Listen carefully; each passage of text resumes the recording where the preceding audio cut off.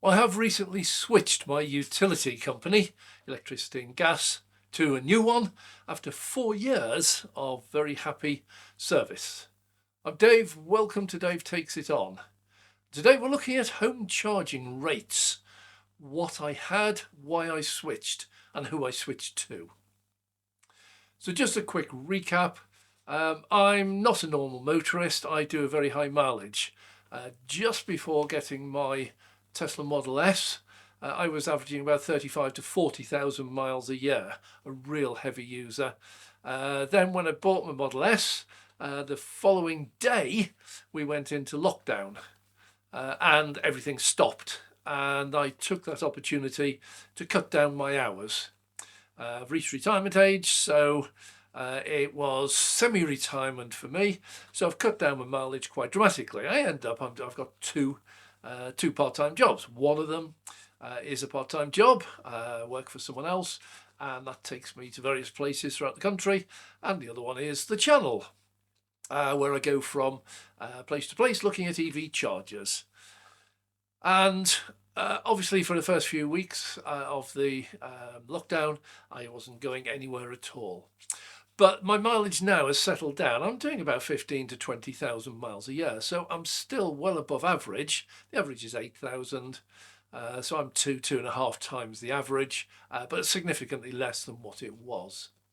Also my home situation, I'm married, but our kids are all grown up. They've gone off and got kids of their own, got houses of their own, so it's just me and my wife. So my wife also works part-time, so the house is largely empty during the week, during business hours, and our electricity demand during that time is quite low. So 4 years ago, when I got my Model S, I was looking for the best tariff for me. And at the time, I have to put it into context, the average price of electricity was around about 18 pence per kilowatt hour.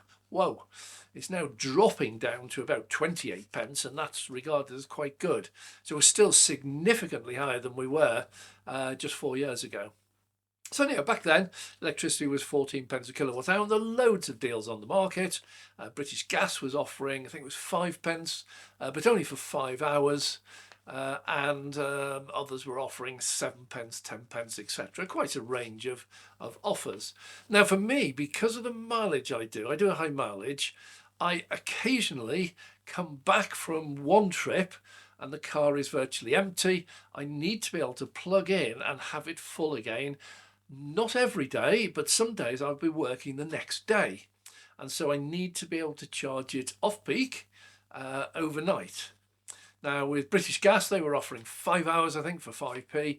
It was no use because my 7 kilowatt home charger couldn't hope to top up a battery from getting home at say 5% back up to 80 or 90%, which is what I needed. So for me, I needed a longer period of time. Now, obviously, at any time I can just go down the Tesla supercharger, relatively cheap. Back then it was about 20-25p at the superchargers, and I can top up, but I wanted to make the most to maximise my use of off-peak time. And after having looked at them all, I eventually settled on EDF, and they had something called Go Electric, and they had 35 and Go Electric 96, and the 35 and the 96, they relate to the number of hours of off-peak charging you get. So I chose the 96. It was a little bit dearer, and the deal was it was 20 pence for peak rate and 9 pence for off-peak. So they put a slight premium on the peak, about 2p a kilowatt hour, but they halved the average 18 pence a kilowatt hour down to 9. And the 96 refers to the number of hours. So in the case of my tariff, I would get from 9 o'clock in the evening right the way through to 7 o'clock the next morning. That's 10 hours.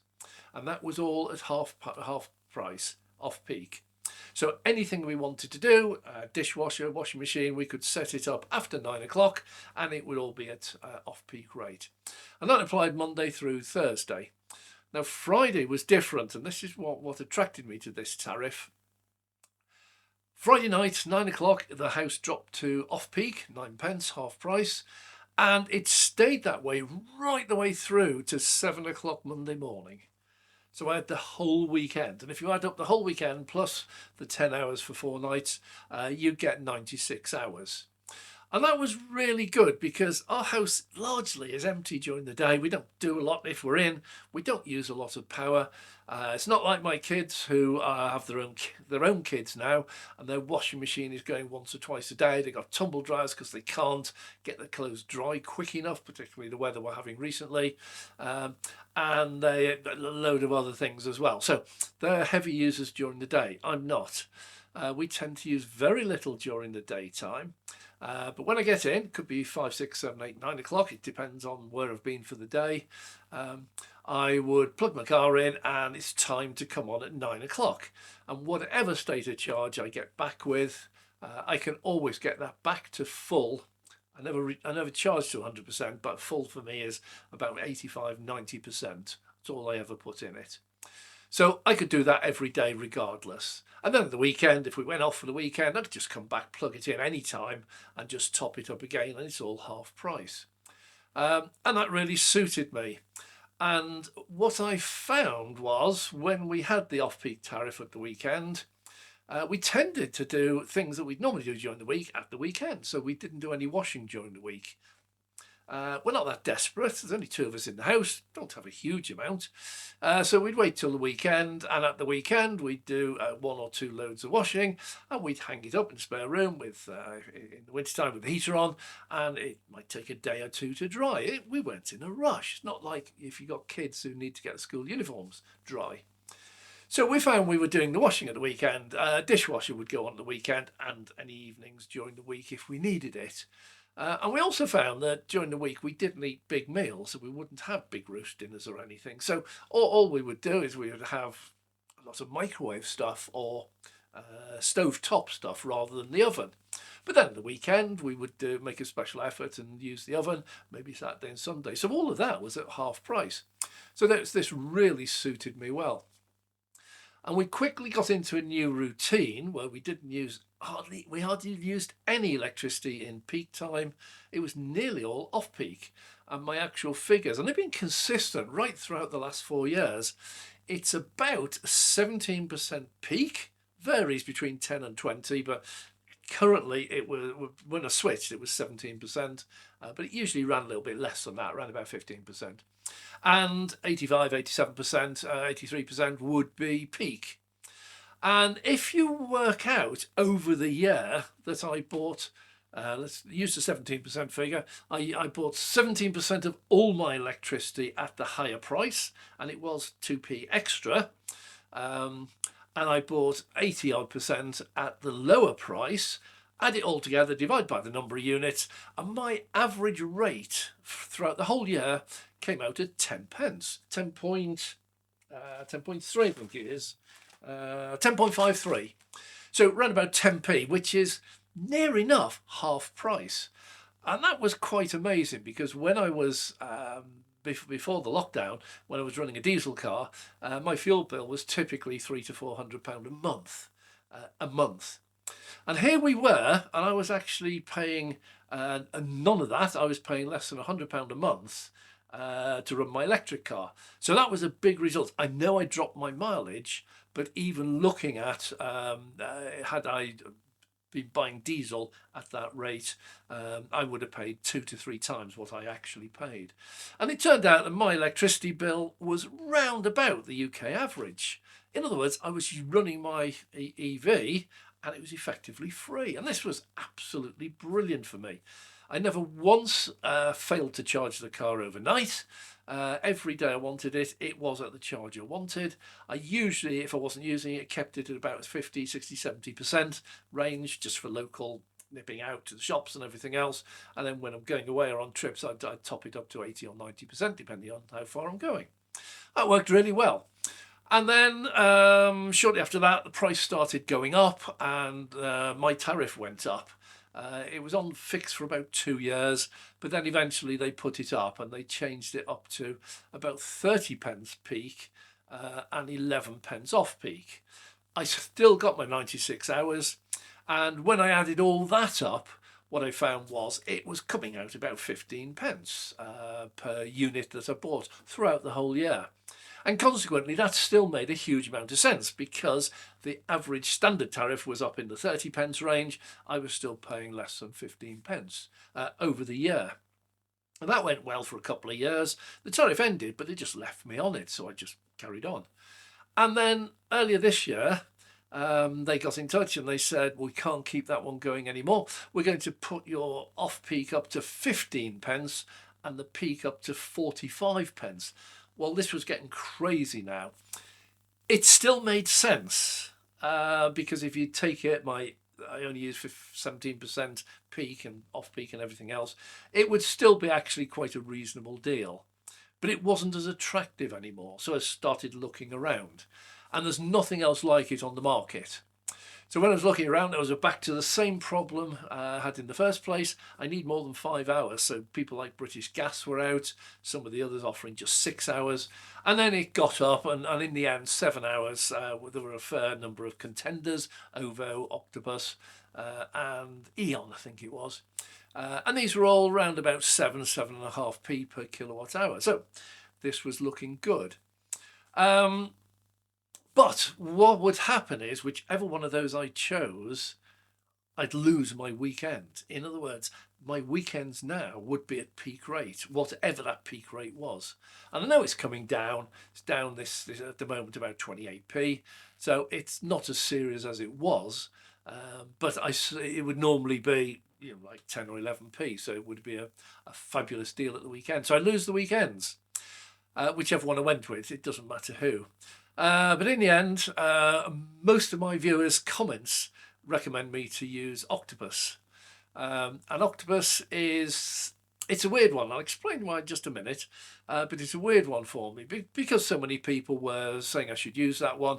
And because I always try things for myself rather than take anyone's word for it, I decided to switch. Now, one of the reasons I chose Octopus was because there's no fixed term. If I try it for a month and I don't like it, I can just pull out of it and swap to whatever I want. So there's no risk for me, other than I might pay extra for some of the time I'm actually with Octopus. But they had a rate. It was 7 hours overnight, 6 hours overnight, sorry, and it's 7.5p. It meant that I'd actually be struggling if I came back absolutely flat and was going out the next day and needed it up at 80 and 90%. But it seemed the best on the market, so I did a switch and it went amazingly smoothly. Took a bit of time. The first bit went really smoothly. I think I contacted them on the Tuesday, filled in a questionnaire online to see if my car and my charger are compatible with Octopus Intelligent Go, where they can set the time of charging themselves. Turns out it is. My car's compatible, my Tesla charger's compatible, and my smart meter was compatible. So I think I filled in that on the Tuesday. I said, okay, let's go for it, gave them some details, and then I got an email back within a few seconds, actually, and they said, we'll switch you on the Saturday. Whoa! I mean, this just stunned me, just how easy it was. It was, should I do this? Yeah. Oh, we've done it. We got a date on Saturday. And sure enough, I got a letter Thursday or Friday from EDF saying, sorry, you're leaving. We're doing a final bill for you. We'll let you have that in a couple of days. And then I got a letter, an email on Saturday saying, with Octopus. Whoa. But it was a little bit confusing because the taking over a smart meter isn't instant. As I discovered, it does take a bit of time. So they put you on a standard tariff in the meantime while they're waiting to get the data from the meter. And then once we've got the data from the meter, at that point, I was able to register my car with them. And you go through a process where you would set up a device, add a car, give them the make and the model so they know the battery size. They also know the speed, charging speeds, although 7 kilowatt charge, it doesn't make much difference. And then in the end, just went through the process, said connecting to your car, and it connected to the car. And at that point, everything's fine. What I miss is having 10 hours overnight already. I've been with Octopus now for just over a week. I miss that 10 hours overnight. I haven't needed it yet, but actually don't know when Octopus is going to charge my car. The deal is that they have control of the meter, and I've given them permission to take control of my car. So my onboard charging is no longer switched on. I've turned off scheduled charging and handed that over to Octopus. So Octopus now can decide when they want to charge my car. And I've set, just for the moment, to try it out, an 80% charge limit. And I've told them I'd like my car at that limit 8 o'clock in the morning. These are just fictitious figures. I don't have to have it for 8 o'clock, but I have to set something. And the idea is that when I get home, if I don't go out for the day, I can leave the car plugged in. And Octopus will monitor the price of electricity. They will work out when the best time to charge the car is. They'll know how long it's going to take, and they will just switch on and off the charging accordingly. But it does mean I've got no idea when that is. If I need, for example, 4 hours charging, and I come home 3 o'clock in the afternoon, not using it for the rest of the day, plug it in, they might decide at that point all the wind turbines are producing, all the solar panels are producing, and already I've seen it charges during the day sometimes. They'll pick whichever is a cheap rate, and whatever the rate they're paying, I only ever pay 7.5p. But it does mean that I don't know when the house is switching onto the off-peak rate either. So it's no good anymore setting my dishwasher to wash after 9 p.m. because if Octopus doesn't start charging my car until 11 p.m, it'll be at peak rate. And that's one thing amiss. However, we're giving it a fair chance. In the meantime, got another washing machine, and this one, the old one fell apart. Blew itself apart. They have concrete blocks in them, I don't know if you know, but they start rattling, and in the end they just shake themselves apart. Anyway, it was quite fortuitous in a way. I know I have to spend the money, but the washing machine we got was a brand new one, and it has a cold wash facility. And if you look on the detergents now, all the detergents are optimized for cold washing. My other washing machine, I think the coolest wash was a 40-degree wash, which you wouldn't get in a shower at 40 degree, or it would hurt. So there's a cold wash option, and because we only knock about the house and we don't get things an awful lot dirty, we thought we'd try that. And when I looked at the energy used between a 40-degree wash, 30-degree wash, and a cold wash, it's absolutely phenomenal. It's like 10 times the amount of energy. So with a washing machine, virtually all your energy is going into the heating element. So we've been experimenting, tried a few washes, everything works fine, stone cold. So we're doing that now. And that means our washing machine now is out of the equation. It just doesn't use any energy. The dishwasher, we only used it once or twice a week, so that's we just have to take that one. If I can see the car charging, I can actually turn the dishwasher on there and then if there's stuff in it and it needs doing. So we're going to run this a little while. We're going to find out what it is. Now, they have already calculated that my direct debit is significantly less than what it was with EDF. So they believe they're going to be less. And I'm talking, I'm not going to give actual figures, but they're talking about £70 a month less. So that's quite a significant saving. Don't know if it's going to pan out. It might turn out that they write to me in a few weeks' time and say, oh, you're getting way behind. We need to up your direct debit. Or they might say you're overpaying and you can reduce it. We'll see how that one goes. But just out of interest, I did actually get my final statement from EDF. And for any of you nerds at home, mathematic nerds, that's me. I love checking these things. So my energy rating, this was for the period, the last period. This is fairly typical, by the way. The final bill, it only covers about a week or so, but it was typical, and it said, there we go, electricity used 18 kilowatt hours at the peak rate, which was 39.88. So I was way overpaying on the peak rate. The standard tariff now is about 29, but off peak was 86 kilowatt hours, and that was at 14p. And if you add that lot up and divide by the number of units and everything else, it was coming out at 10 pence per kilowatt hour. So even paying that 40p, the way we worked it, our average electricity bill throughout the year, we just paid 10 pence per kilowatt hour. So it's very interesting. There's so many variables here. I've not come across a problem where I haven't been able to charge the car, but I haven't done any long journeys, coming back late at night, plugging in and then wanting it again the next morning, which I do occasionally. On those occasions, I suspect I'm going to have to top up either at home on peak rate, which is 27p, or if I'm out, some of the Tesla superchargers are down at 25p. So even when I have to use superchargers, it's not a huge problem. It's not like the 40p I used to be paying. So I'm going to run this for a while. It'll go quiet. I'm not going to give any day by day, week by week or anything, but I'm going to run this for a good few weeks or months. I'm going to monitor my usage. I'm going to look at the direct debit. And if the direct debit stays the same and I'm doing the same mileage, I've got to watch my mileage because I don't know if anyone's noticed, but this year has been absolutely appalling with the weather. We haven't been able to get out and film anywhere near as much as we used to.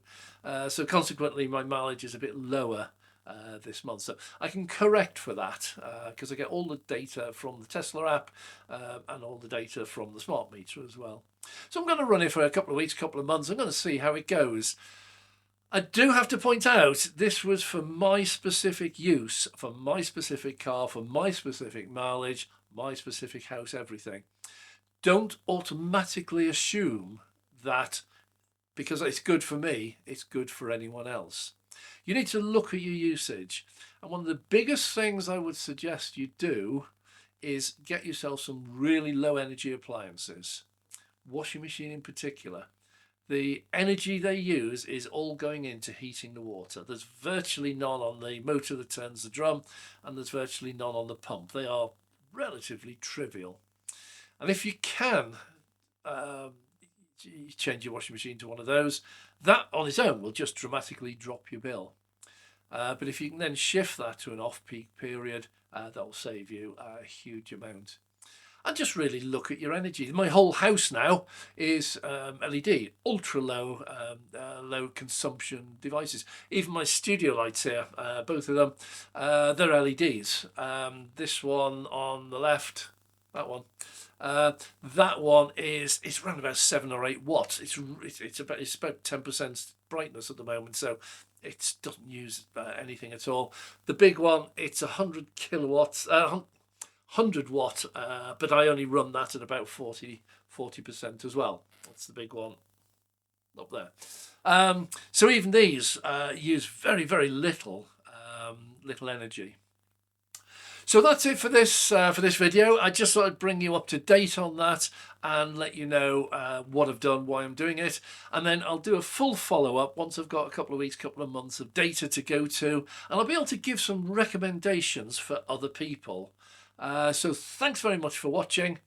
I'm Dave.